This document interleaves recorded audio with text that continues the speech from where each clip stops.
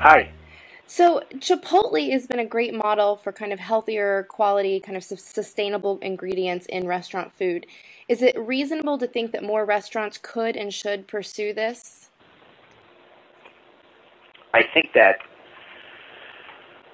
there's a cost with everything that's good, unfortunately, and uh, and I think that from a sustainability standpoint, you know, listen, if we could all source things, you know, 10 minutes outside of our house, the world would be a better place. Unfortunately, when you're serving a lot of people, it's not always feasible for lots of reasons. One of them being just logistical, the other being financial.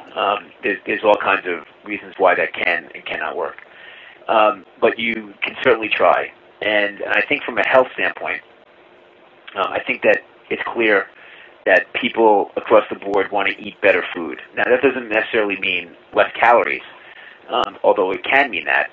It just means that better sourced food, better quality ingredients, and I think that people are willing to pay for it. And I think that a concept like Chipotle, which is still very value oriented, is more expensive than, say, what we think of as traditional fast food. It's the next step up. It's quick casual, which is what we're trying to create at America's Next Great Restaurant. And so I think that obviously Chipotle has proven that that can be very successful. Right. And then I'm also curious how the health factor of the food being prepared in these restaurants has played any part at all in your decision in choosing who the winner will be. It actually plays an important decision because um, it's something that's important to all of us. And I think that if you listen to Steve Ells talk about it, it's something he talks about all the time. And so, it was always top of mind.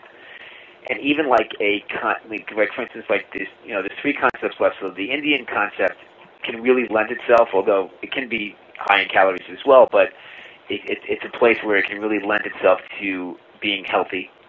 The meatball concept, I would say, has a little bit more of a difficult chore in that department. But as long as it's not really fat laden, which you can totally make happen, and devise things around the meatballs that, things like salads that really bring a sort of a fresher approach to it. I think that that is really helpful.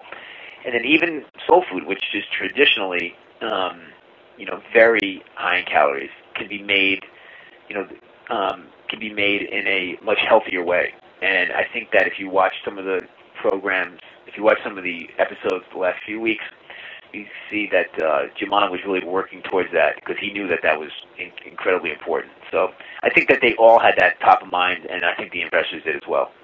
Great. And then I'm curious in your own restaurants and your own cooking, any tips or tricks you have for home chefs that you use for taking traditionally fatty, calorie-laden foods and making them healthier but preserving the flavor and even textures that we love so much? Yeah, well, I think that that's really the challenge. And I think that when you're making something healthy, healthier, so to speak, I think trying to draw all the calories out of it is usually a mistake because ultimately you're gonna be stuck with something you don't want to eat, and so that's not good either.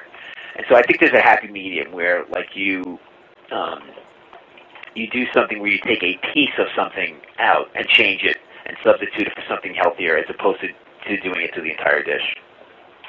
Got it. Thank you so much, Bobby.